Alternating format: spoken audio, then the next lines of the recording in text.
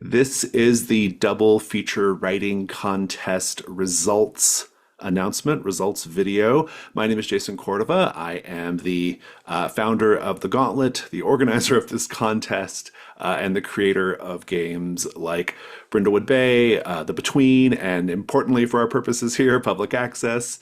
I am one of the judges of the contest, and I'm joined by the other judge of the contest, Amanda. Amanda, tell the viewers about yourself, please. Hi there. My name's Amanda. My pronouns are she, her, and I do a little bit of freelance stuff with the Gauntlet.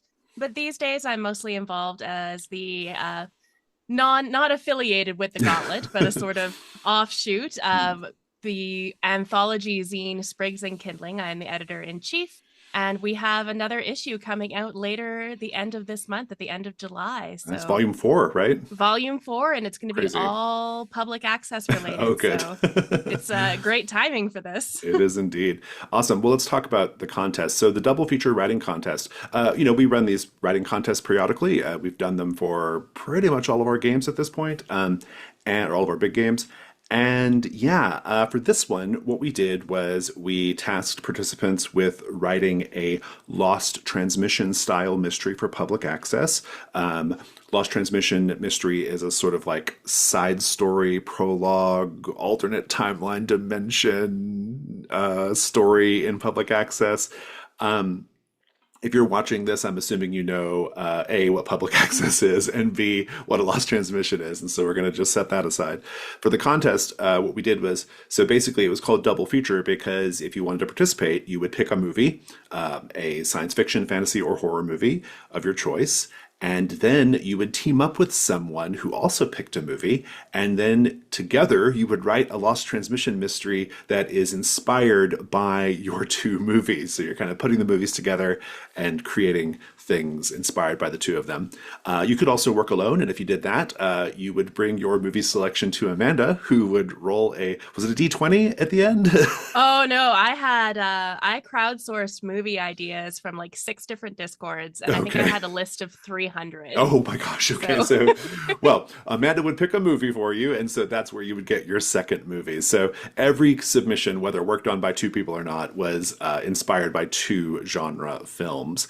And so that's what the double feature writing contest is. As far as the judging, I want to just make a note about how we did the judging. So, unlike most of our contests, the judging for this was not blind. And so, Amanda and I were talking with participants. I held a workshop, and I knew kind of what some people were working on. So, it was not judged blind. We knew who wrote every entry. And basically, we did that because for a couple of different reasons. One, we've done so many of these contests right now. I no longer possess the ability to be biased because I look at the writing and I choose based off the ones that I think are best.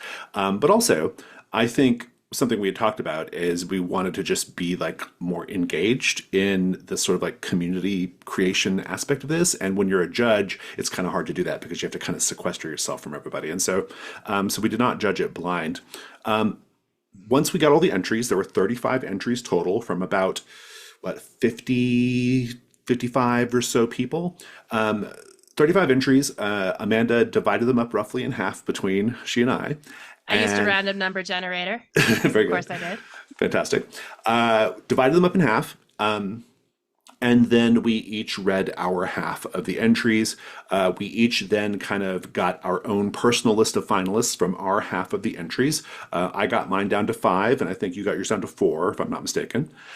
We combined those nine, and then we reread them again. And then, based off from those nine, we discussed it and we picked our three runners up and our winner of the contest. And so that was sort of how we did the judging. I think before we get to like announcing winners and things, I just want to talk about the contest at kind of a high level, like observations, anything that kind of stuck out to you about this? Yeah, I know a lot of people were kind of apprehensive about this idea of maybe working with a stranger Mhm. or teaming up, having movies assigned, not having full control over what sort of mashup you're going to do. But I think in the end, it ended up being pushing people's own Mhm. writing boundaries in such a really great way. People had these really strange combos. They really, really Yeah. ran with it.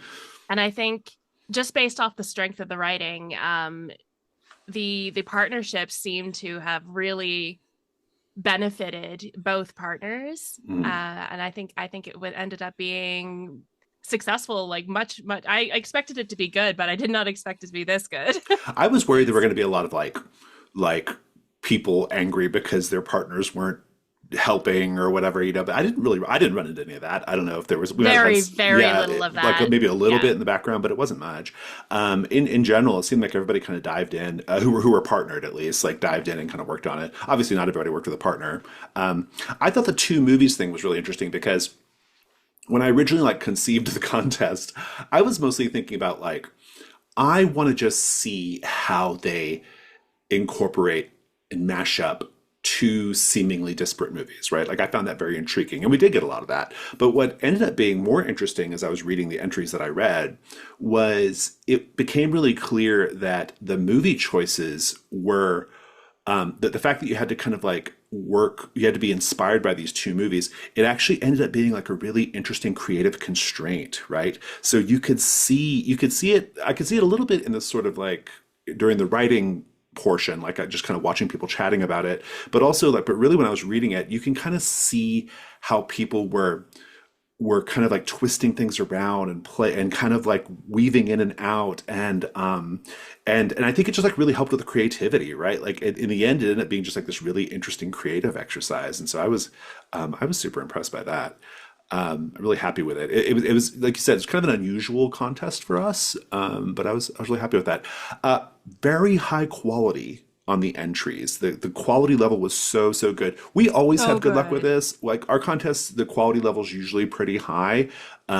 This was great though. Like so, of my 17 or 18, whatever it was that I read, fully 10 of them could have won, right? Like, Easy. or placed, right? Like they were. I was like, oh, like I think my initial pass, I got it down to like yeah, about 10. I was like, okay, these are all great. Like these are all like win worthy. And then I had to keep winnowing for different ways. But yeah, the quality was super high.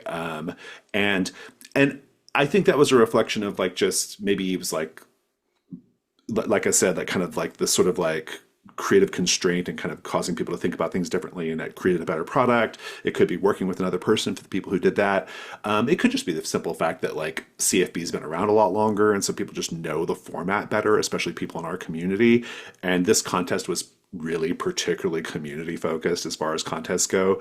Same time, a lot of the people that entered this contest, this is the first contest that they have ever Oh, entered. So a interesting. lot of Yeah. them, this is the first thing they've ever written Oh, for, good. Oh, good. which Yeah. is just delightful to I start love with. that. Yeah, I love that. And I think people were really, like you were saying, they were pushing the boundaries of how to mash these movies together and fit it into a lost transmission Mhm. Which structure. is a structure, right? Yeah.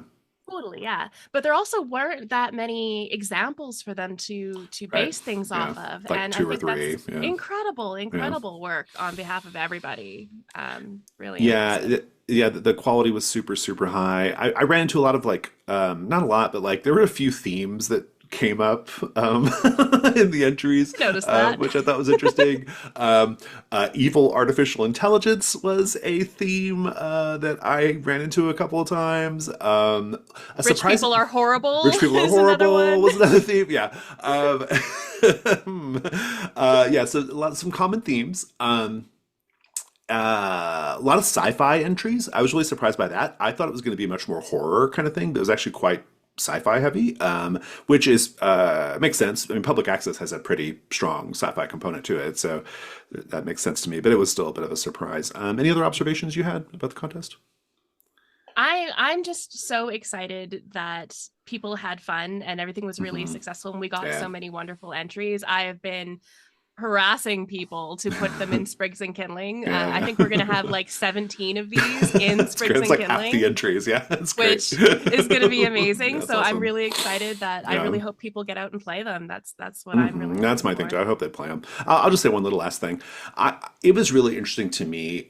Public access. I've said this in other places, but public access of all the games I've written is the most personal of the games I've written. Like it's my id, and my past and my trauma and everything kind of boiled down to a game, right? And so it's really personal. The setting is really personal. It's a setting I've lived in for a long time, even before public access, right? In terms of like the games I run. And so it was really interesting to me to see people expand on Deep Lake and Nagoya County, right? Like that was really interesting to me.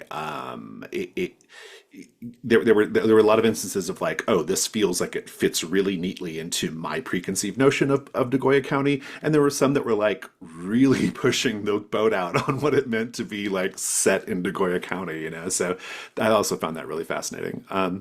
Okay, so the way what we've got here is we have got a winner, three runners up, and then we have judges spotlight picks. Now we're going to start with the judges spotlight picks. We have each chosen two entries to spotlight. Now the spotlight picks did not win or get runner up, but we wanted to highlight them or spotlight them for some particular reason. And so why don't we start with your spotlight picks, Amanda? What's your first one? Absolutely. The first one that I wanted to spotlight is called The Cozenage. The Uh, Cozenage. Who wrote that one? Let's this see. is by Alton and Nem, and it Okay. is The Shining and the Prestige. Great. And it's been a million years since I've seen The Prestige, but Mhm. The Shining I watch every Valentine's Yeah, Day. That's my I'm gonna say The Valentine's Day Shining is in movie. heavy rotation in our households, Yeah. right? Yeah. And one thing that I mean, there was a lot to love about this Lost Transmission, and you gotta love something that is based on The Shining. It's just that's such that's a hit. That's always going to be a hit. Um, but I really love the kid. There's a character named Anton, and the very first thing that happens in this Lost Transmission, this isn't even a spoiler because it's the first thing that happens, is Anton gets murdered, and you see it, Yeah. and then he comes back, and then he just keeps getting murdered over and That's good. over Yeah. and over again. And there's even some recommendations on how to do it throughout the mystery. He should appear Anton should appear to die in a variety of ways: Nice. shot, trapped in a freezer, chopped up with a fire axe, hung, pushed off a roof. And no matter how many times the actors witness his murder, he will always reappear completely unharmed and seemingly oblivious to past violence. Nice, nice. And it is such a really cool, not only is it fun, and that would be super fun at the table for the Mm, keeper and the players, mhm, but it's a really cool way of having this sort of isolated hotel mhm. thing, the feel to make it feel even more weird Yeah, yeah. and off-putting. Sure. Yeah, that And makes if you sense. keep seeing the same person murdered over and over and over again, there's something about that that makes things feel even more closed in. Like Yeah. time doesn't even matter anymore. The space is Mm-hmm. weird, time is weird, everything's weird. And I thought that was just a really fun mechanic that would be a lot of fun to play at the Yeah, table. there were a number of entries that like it didn't make my final five list for whatever reason, but they had like all the entries had like one thing that stuck out where it's like, oh, here's the hook, like here's the thing. Yeah, so that I could see that being like the fun hook in that one. Awesome. What's your other spotlight pick? My second spotlight pick is Jaws Night in Soho. Oh, I love This this is one. This one was so good. great. Yeah, this one was great. And this was one of my finalists. This is by Dominic. It's a combination of Last Night in Soho and Jaws, which is a Should not work. wild. Yeah. It shouldn't. There's no reason this should work. Yeah. And when I first saw that this was going to be the thing, because I gave Dominic three movies to choose from, and Mhm. they picked. So um, I wasn't really sure how this is going to work, but it all takes place in 1979 at a or a roller Mhm. disco, Great setting. Yeah. which is a fantastic setting, and it's Mhm. beautifully, beautifully written. But the thing that I really wanted to really spotlight is how Dominic incorporated Jaws into Mm. this, like Bruce the shark. Right. Yeah. There is I'm just going to read this description of this character straight out because it's so good. 7 feet tall, broader shoulders than a football star in full gear, a flower patterned headband and shirt unbuttoned to the chest, showing off a glimpse of tan skin, tangled chest hair, and golden lace. He wears bell bottoms like pieced together from multiple discarded pairs with platform shoes, letting him appear even larger. Then he speaks low and slow. You ever danced so deep you forgot your own name? Then a little later, he taps his temple and says, "It doesn't bite you here. It bites you here," tapping his chest. "And then it makes you dance. You think the rink is the storm? Baby, it's the eye. Everything else is teeth." So good. So Yeah, so fun. good. I the writing on this one was, I agree, the writing on this one was exceptional. It was really, really great. The setting was terrific. This is when I read this one, because it was one of your finalists, and so I read it, and I was like, oh, this is like very near publishing ready. Like it's so close. I think the one thing that kept it down for us both was the paint the scene questions are not quite up to snuff in my opinion. They need to be worked on, but that's an easy fix. And Minor. yeah, Yeah. it's a super easy fix. And like if I was the editor, I would happily rewrite those paint the scene questions and then get the rest of this out there because it's just a roller disco is a great setting, like just really fun. Yeah, it's a fun one. Yeah, super fun. Awesome. My spotlight picks. My first spotlight pick is, I gotta pull up my notes. Here we go. My first spotlight pick is Dream Walk with Me by Salty. And in this one, just at a basic level, you play these characters called the Daughters, and you have been summoned back to your hometown, which is in Degoya County. And it's because this like character who's I guess like sort of a matriarch figure who they call capital S she or her. This matriarch figure has passed away, but she's still kind of there. She's like this entity, and she's warping the environment in strange ways. And the movie hits or the movies are let me grab them here. Dream walk with me. Hereditary and Annihilation, two of my favorites, right? So straight away, right? So I was like, right away, I was like, okay, well, how are you going to incorporate these two like banger all-timer horror movies, right? The reason why I'm spotlighting it, it's so weird, and it's weird in a way that like the presentation is done in this like kind of weird like staccato almost like smash cutty kind of way. It's not even like 100% clear like who capital S she is or who the daughters are. This town, like, is it a cult? Is it like what's going on here? It's all very like mysterious, and you don't really know what's going on, and you feel a little unmoored the whole time. But like I want to play it because I want to know, right? You know, so it's great.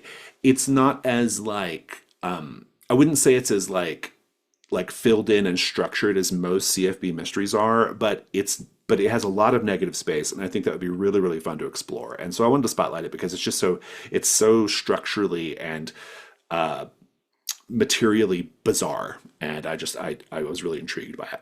My I others, oh yeah, good. absolutely believe that of Salty. Salty is one of those writers that whenever they write anything, I want to read it because they have this really uncanny way of taking the structure of a Mhm. thing, like taking the structure of a mystery and using it to hit the themes. Yes, yeah, and that's what was happening here. Like I was reading just the reading of it. I felt like I was watching like some dreamy A24 movie or something, right? Like Absolutely, yeah. it was really intriguing. So yeah, I wanted to spotlight it. I just thought it was just super fascinating. My other spotlight pick is The Last Serpent Crusade by Arthur Wells and Mads. Is it Mads Turley? Yeah, yep. Okay, great, awesome. That's Turley. Yeah, The Last Serpent Crusade. This is one that explores this sort of like historical or myth sort of founding myth note of Deep Lake, which is the early Rodenbecker settlers who killed all the snakes, right? Like these Bible thumpers who killed all the snakes in Degoya County, right? And this little historical bit, this little like founding myth of Deep Lake is mentioned like in passing, like twice in the game. And I really loved how this mystery, it was one of my five finalists. I really liked how this one,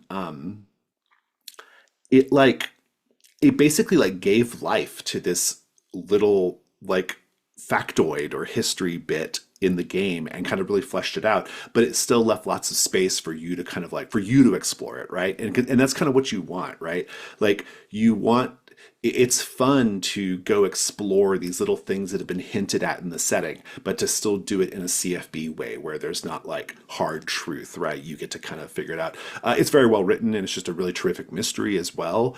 But I wanted to highlight it because I was kind of hoping we would get some entries that really like pick up on something that's in the established setting or the implied setting and kind of use their entry as a chance to explore that. And this is one that did that in a really cool way. And I also think it's just kind of like pretty. It's kind of ballsy to do a mystery based off like Deep Lake's founding myth, right? So kind of love that. It was really really good. All right, so those are our spotlight picks. Let's now get to our runners up. We have three runners up here, and let's just get into it. So the first of the runners up. Would you like to reveal it, Amanda? Absolutely. The first of the runners up is Remember the Alamo. Remember This the is by Alamo. this is by Quinn Blackwell and Wes Franks, and the movies are Play Me and Who Framed Roger Rabbit. Yes. Which what? Yeah, exactly. So in this one, the characters play these like kind of hired guns, these like thieves or hired like robbers or like burglars, I guess, who are hired to break into this vault that contains film cells from this now defunct animation studio. Indeed, the Alamo of Remember the Alamo. Alamo is a acronym that stands for, let me find it here, Animation, Laughter, and Motion Organization. So they have to break into this vault and steal these like film cells that have like famous cartoons on them, right? It is straight up Who Framed Roger Rabbit in structure, right? Like your characters encounter literal cartoon people in the world. I have to say there was like this moment where I was like, I think I'm turned off by this. Like I think this is not my thing. Like I think I'm turned off by this. Like I this is really so wasn't stupid. sure if you were gonna like it Yeah, because I I was know like your there was a style. moment where I was like, oh, this is kind of stupid, right? But then I kept reading and I was like, okay. I kept reading and I kept like kind of getting and I just got into it. And the thing that eventually drew me in was well, one, the writing is really really good. Um, the writing is excellent. The characters are excellent.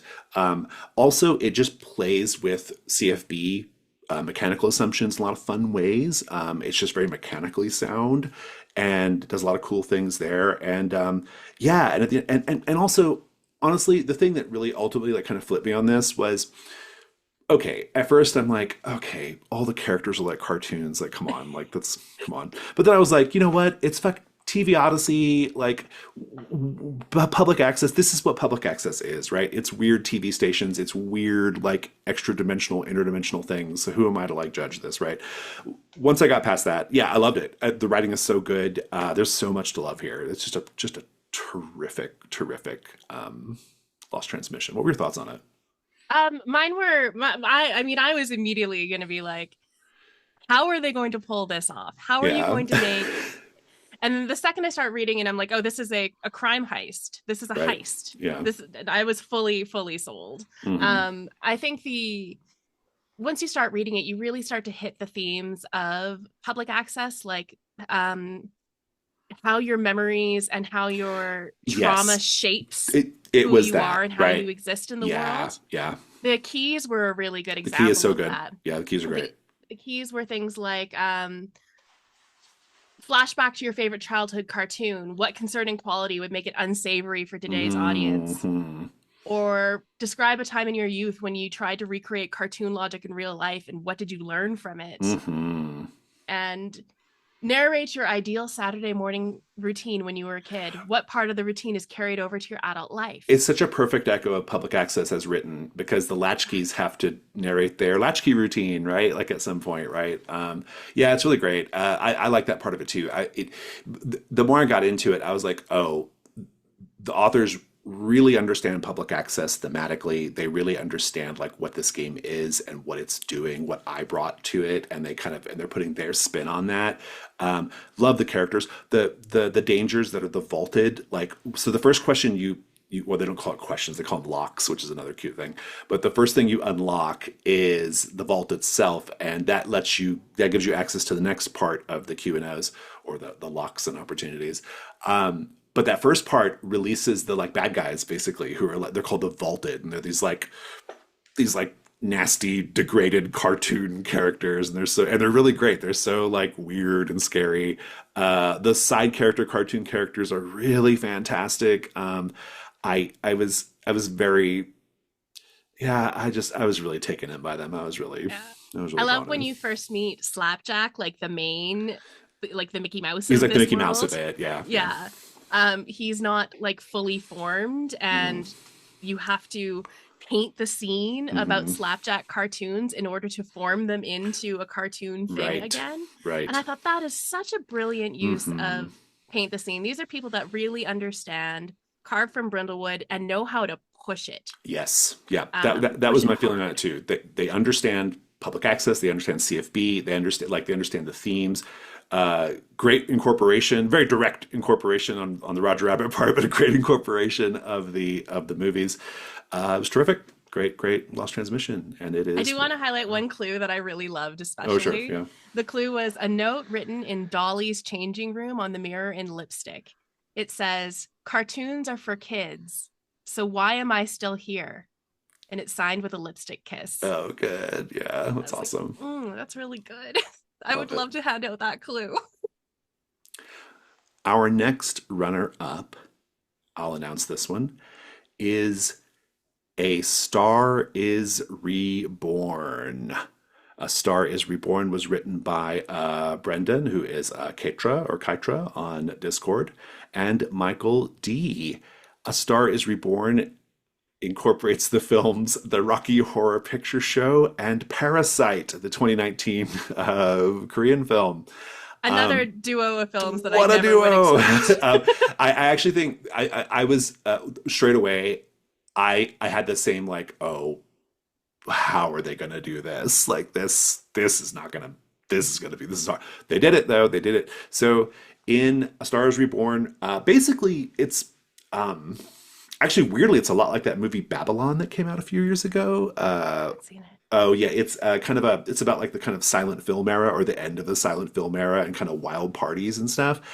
This launch transmission takes place near the turn of the century, like at the kind of like kind of I guess it would be the golden age of Hollywood or thereabouts, and the characters are essentially inadvertently crashing a party being held by the central character of the Lost Transition, a Ms.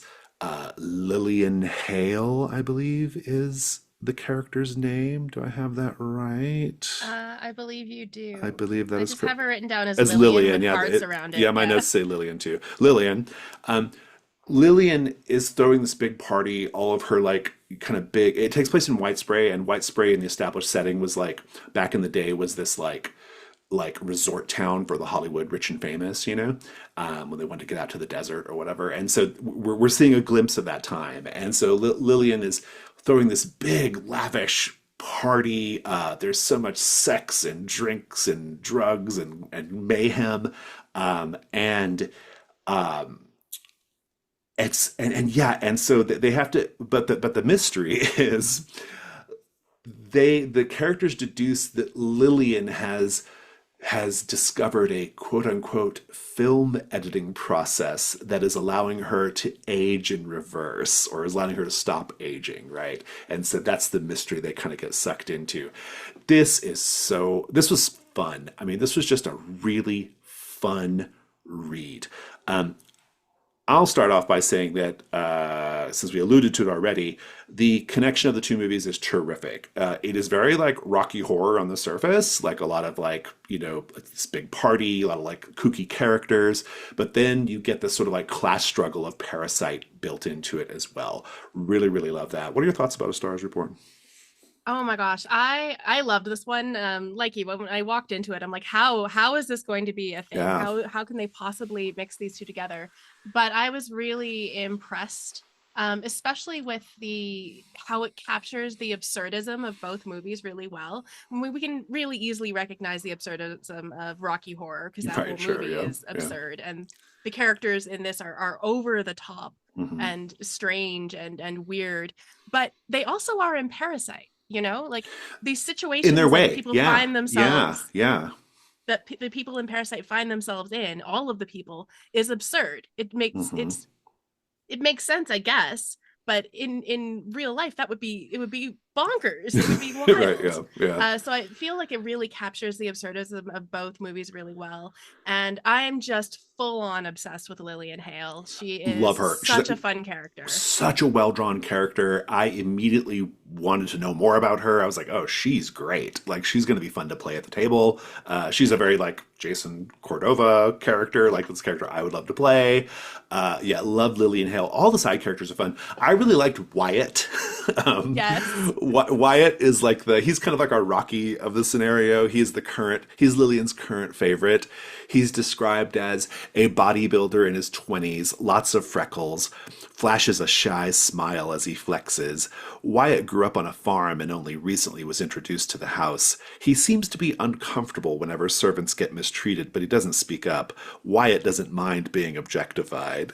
His quote is, "It's okay, you can watch me work out. I actually kind of like the attention. Lillian even wants to send my photographs to the magazines, but I don't know what my pa would say about that." That's It's another so very great. Jason character. It's so great. It's a great So character. good. Yeah, and this is loaded with characters like that. Stars Reborn, fantastic energy. It just has a fun, frenetic, careening energy, and I love that about it. Terrific locations. The locations are so good. Like, I want to explore this big house that it takes place in. Um, really love the secret passages location. It says entrances concealed behind paintings, tapestries, and bookshelves. Dark, cavernous spaces choked with cobwebs and dust. Secret peepholes allow curious eyes to spy on nearly every room in the mansion. And the PTS is, if you put your eye up to one of the peepholes dotting the walls, what scandalous act do you see? Does it fascinate you or disgust you? Like, I love it, right? That's So good. great role playing potential and good scene building. Yeah, I so really fun. like the questions and opportunities. The question specifically. The first one is, what is Lillian's secret film editing process that allows her to stay young? Which follows directly from the It introduction. does. Yeah, It's like it smooth, very easy. smoothly integrated. Yeah, yeah, yeah. The second one is fabulous. The second one is, how can we climb the ranks and establish ourselves at the top of Yes. the social order in this Yeah. strange house permanently? And Two great options to, like you could see how you'd have fun like choosing one or the other and deciding what you want to do here. Uh I'd be tempted to do both, yeah. but you can't do that. Yeah, you can't do both. You can't do both. This is so great. Satanic Drag Artist, I see your note there. Yes, Love it. Yeah. I love that they're not just there's these side characters whose names I don't recall. I'd have to look them up. There's these two side characters, Antonio and Nicoletta Lupino, and their little descriptor is not that they're drag artists, they're satanic drag Oh yeah, artists sure. Yeah. specifically. The best kind, right? Specifically. And I just thought that was great. Their quote is really great. We're trying to get financing for a new movie, Captain Blood. Errol Flynn just won't agree to do a nude scene. It's so disappointing. Maybe you could audition for us if you catch our drift. Yeah, it's really like it's a little naughty, it's a little sexy, it's a little like it's great. Just a fun energy in this one. It just This one would be a super fun, like, two shot. yeah, super fun to play. Okay, awesome. Congratulations to A Star is Reborn. Our third runner up. Well, it's the third of three runners up. They're all equal. um, what is the Because third we one? couldn't decide. Yeah. Well, no. There's the runners up were always equal, right? So Yeah. yeah. So what is the third of the runners up? The third of the runners up is Parasomnia. Parasomnia. Parasomnia is by Jordan Carter and Josh Dumansky. You It would hope they is could write a good horror scenario, right? I'm I believe in these two Yeah. because they did. Their movies were Phenomena and Jacob's Ladder. So Mhm. two kind of older ones. Mhm. And yeah, which take it away. Straight away, Phenomena, when I saw that, I mean, I like both movies, but Phenomena I really love. And I had an immediate expectation, right? Like you don't get an Argento supernatural giallo and and not expect a certain thing, right? Like I was like, okay, I have an expectation here. And I was like, I'm expecting an academy, I'm expecting a bunch of girls probably, I'm expecting a boarding school, I'm expecting something like that, right? And that's what we got. So we got exactly what was anticipated. It's super cool. Basically, it's like this Catholic boarding school in the setting, and I don't remember what year. I want to say it's the 70s, but I can't remember what the time frame was. But essentially, some girls go missing. the girls who are 1971. perfect. Uh, the girls who are the characters, they have to like kind of figure out what happened, and they kind of discover that there's a bunch of stuff going on with insects and this nightmare realm that is inserting itself into the real world, which is obviously the Jacob's Ladder component of this, right? Um, they kind of team up with the insects to sort of like explore things and get into it. It is great. It was terrific. It was like for me, it was for me like when I was kind of thinking of like, okay, of my list, like, or of the nine, like which are the ones that I think are going to be the winner, and this was one of the ones where I was like, this could very well be the winner, right? It gets held back just a little bit by a couple of things in it. Mostly a couple of the paint the scene questions and are not quite what I would want. Um, but apart from that, it's fantastic. It's so good. It's you talk. Yeah, it's great. What'd you love about it? It's extremely well written. You Yes. can tell that these two writers are very good writers. Right. Yeah. Um, Yeah.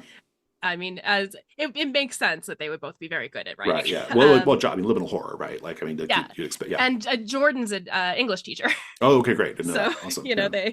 they're both quite familiar with how Yeah. Yeah. Yeah. language Yeah. can be used to draw out emotions.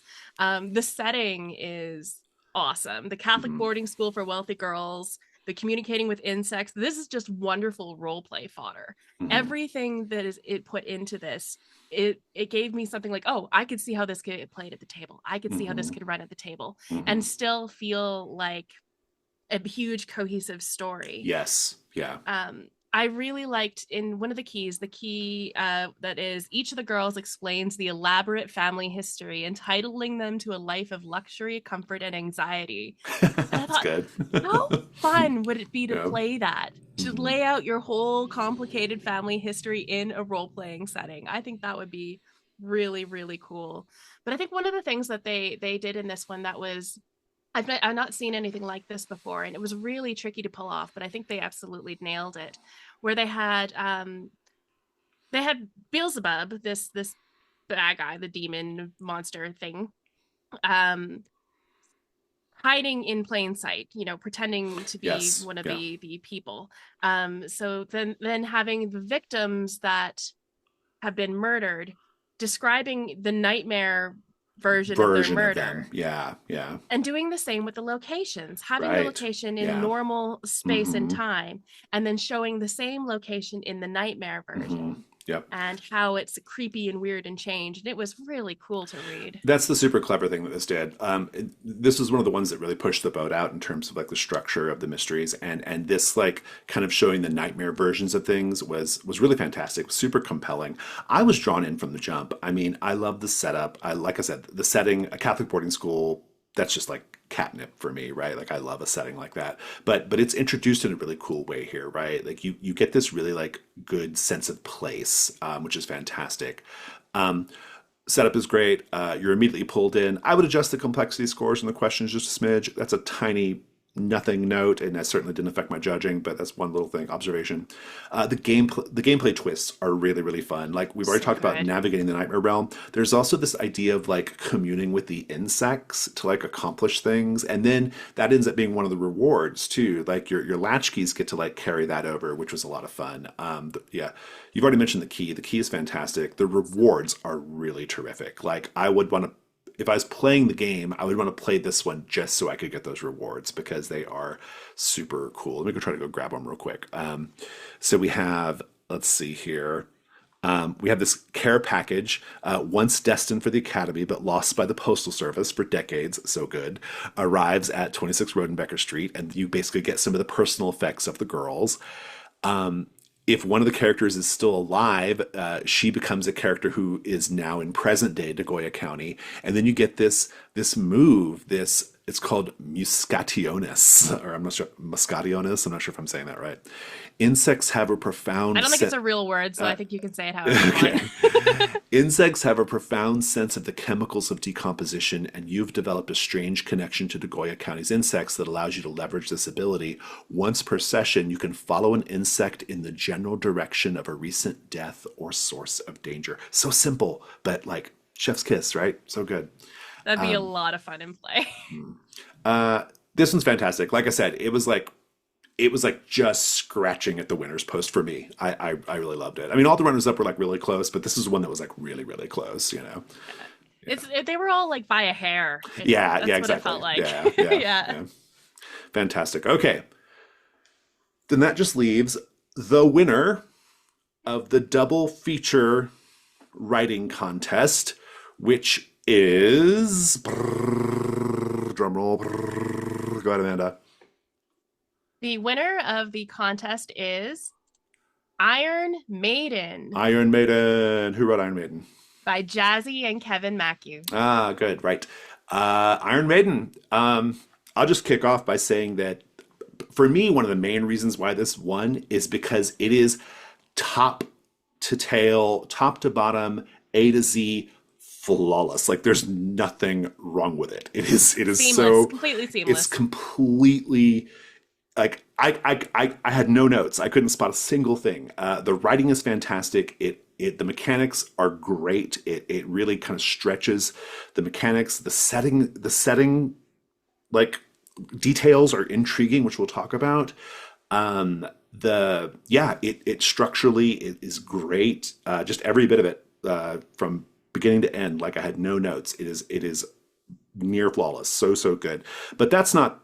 I mean, that's kind of like I think that was like kind of the deciding factor, right? The thing that like pushed it into the winning position.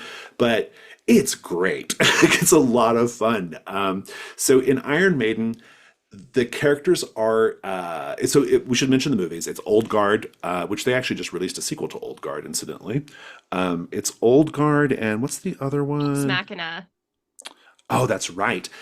So Deus Machina and Old Guard, and a la Old Guard, the characters are these immortal mercenaries who find themselves in 1986, and they have to contend with or investigate this character called Viola. And Viola might be an immortal person like them. Viola might be like an AI or a robot thing, or weapon. We don't really quite know. But they have to kind of figure out what's going on. This one is so interesting because it does something that I have to say I don't think I've ever really well that's not true. I was about to say I've never seen it, but that's not true. I was about to say I've never seen such a like action movie CFB mystery, right? It's an action movie. But in fact, I have. It's Kevin's other mystery, the car racing one for Yes, public access, right? it That's is. that's the other action movie one, right? Like it's an action movie threat or not threat, mystery. And it pulls it off in a really cool way. Like it's still CFB, there's still a mystery, there's still an investigation that has to happen, but it's got so many cool like action set like sequences and things and encounters and dangers and like the characters are super cool. So at a high level, I was impressed by that. I was impressed by like the fact that that they kind of pulled off this action movie mystery, and in a way that I found really compelling. Right. Agreed. Yeah, I thought it was really gutsy to have the characters as immortals Hmm. because that is my first thought is, oh, that's going to be really limiting at the table because if you can't kill off, Yeah. Right. then Yeah. how is it going to be worse than that? But the more I read through it, and of course, I mean it's Kevin and Jazzy, so of course they're getting into the emotional aspects of Hmm. what does it Yes. mean Yeah. to be immortal and what does Yeah. it mean to live this long. Um, and I really liked there's a special move in here. One of the very first things is a special move called Immortality. And I'm just going to talk a little bit more while I look it up. Uh, special rule. Dang it, where is it? There's a special move associated with this mission, Immortality. You draw 3 squares on your sheet. Mhm. And if you get a debilitating physical wound, something that would normally result in condition or death or something like that, you could choose not to turn the key, but instead you can mark the box, mechanically ignoring the consequence. It doesn't increase your success tier or anything, but you will narrate how your wounds miraculously close before our eyes, your heart starts beating again, or whatever the case may be, and the scene will carry on from there. This may not remove you from ongoing danger, but at least to start with, your enemies are unaware of this power. And I think you you get to use this extremely strong move, but you get to sort of narrate how cool it is. There's just something very, very heroic and Yeah, action yeah. movie hero It's about the that. action That movie it, hero of it. Yeah, yeah, I really liked how kind of piggybacking off something you said earlier, something that this mystery does right away, and that you want with characters like this, is it establishes their relationship. And it kind of establishes a history between these characters, right? When you're doing like an action movie like this, especially characters who've been together for a long time, they have a really, in this case, a literal long ancient history with each other. Those characters have a certain way with each other, right? They have a certain like kind of esprit de corps, camaraderie. They have a certain way with each other that other types of characters don't have, and they they do such a good job here, like kind of setting that up. So there's this thing you have to pose to the characters in the introduction of the mystery, which is you fought together through several wars throughout the decades or even centuries. Ask another mercenary to recall a brief memory about a conflict throughout history that the two of you participated in. Were you already friends, enemies at the time, something else? Then tell them how they got it wrong somehow or left something out. Add or change a detail about their story. Then they will direct this query to another mercenary. Continue around the table in this fashion until everyone has had a chance to speak. How great is that, oh right? Such a good. good way of like a really efficient way of like establishing the history between these characters, right? These sort of like, you know, uh, kind of like action movie buddy cop type characters, right? Like these like characters who've kind of been around each other for a long time. Really, really fantastic. I just thought that was so not just like clever and fun to engage with, but also shows a really good insight into the purpose of the introductions of these lost Yes. transmissions, right? These lost transmissions, they have to do a lot more work in the introduction than a regular mystery does, right? Because a regular mystery, you don't have to establish who the characters are. We know who the latchkeys are, right? But in these, you have to really like you have to kind of like establish a lot more in the introduction. And I think the very best entries that we saw in this contest had a good understanding of that. Totally. Yeah. And this one does in particular. Like it does a really good job with that. Yeah, so I was super drawn in by that part of it as well. Really great setup.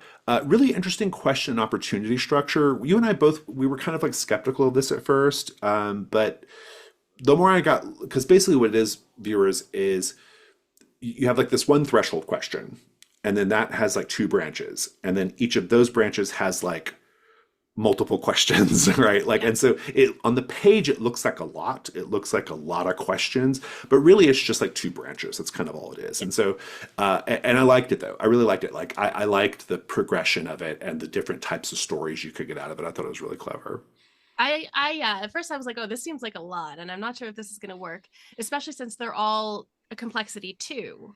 So, Right? most people Yeah. are going to want, three clues for that. But then Yeah. I started thinking of it in terms of, again, an action movie, and these are the narrative beats. Yeah. These are Yeah. the action beats. So it's Exactly. going to feel fast paced. It's going to feel, Hmm. because you have to do the answer a question how many times. It's going to feel fast paced. It's going to feel like you're moving along really quickly. But also from a statistical perspective, you you have more opportunities for failure. Yeah. True. Yeah. That's just how it works when you have Hmm. questions set up like this. So it's going to amp up the tension on Hmm. that in, I think, a really interesting and delicious way. So yeah, very cool, very cool. Yeah, last thing I'll say, just yeah, like I said, really captures the feel of an action espionage movie. Amazing clues and rewards. The rewards and the clues are so so good. I don't have any examples picked out, but I just remember like I had a note though, and I remember like, oh yeah, they're just so fantastic. It's just fantastically written. A unique setup. Not the kind of thing I would have expected for a public access mystery, right? But it's kind of thing is, but it's the kind of thing you kind of want, I think. Like, you know, with the Latchkeys, we're getting a certain type of story, you know, and we're getting a lot of that type of story. And the Lost Transmissions are kind of like, you know, with Chili Cook-Off, it was like this opportunity to tell this like really gnarly grindhouse horror story, you know. And so that was kind of what made that original Lost Transmission really fun because it was so different from the tone of the others. Yeah. And this is a great example of like just a complete tonal setting type shift while still being kind of rooted in Degoya County. So This um, whole contest kind of feels like it yeah, felt like to me like when I was a kid and I would go to the video rental store and you yeah, would browse the shelves and yes, just it's pick a exactly what couple it off the was. shelf and you didn't Yeah, yeah. really know, like you didn't have anything to look up what the movie was about. You just Hmm. looked at the cover, Yep, you read the back, and you tried yep. it out. And that's what this contest feels like to me. That's a great analogy. Actually, it's really good. Okay, congratulations to the team behind Iron Maiden. Amanda, what are your closing thoughts on the double feature writing contest?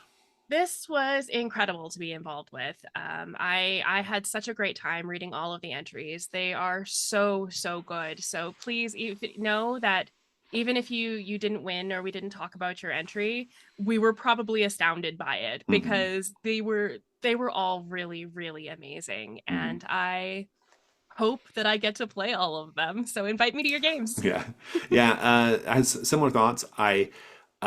Like I said, even the ones that like didn't make like my final cut of my list, like in every one of them, there was still something, right? There was like something that I loved about it. There was something that I wanted to grab onto and know more about. I will just say, I've always said this at the end of these discussions whenever we do the contest results, and I'll just say it again here because it's true.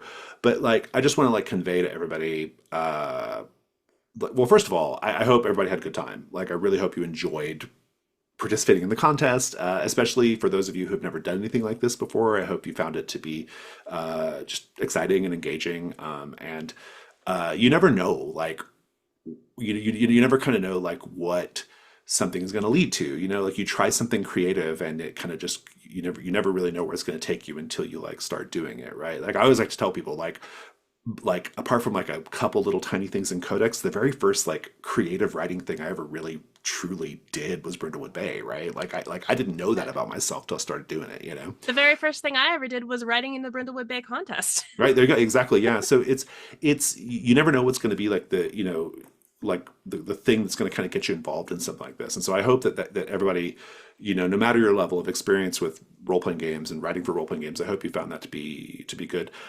Also, I'll note here that I really appreciate when people participate in these contests because I know that it's not easy to put your creative work out in the world and to have it judged and to maybe have it talked about on something like this, right? Or talked about in public spaces. And so I know that can be like really maybe intimidating for some people. And so just, just for the sheer act of doing it, you are to be commended, right? Like it's just a, Yes. a good thing to do.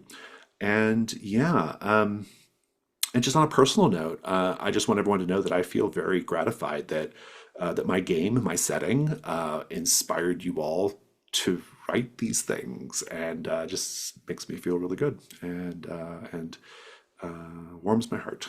So, in these dark times, it warms my heart. So, I think that's all I've got, though. Anything else, Amanda?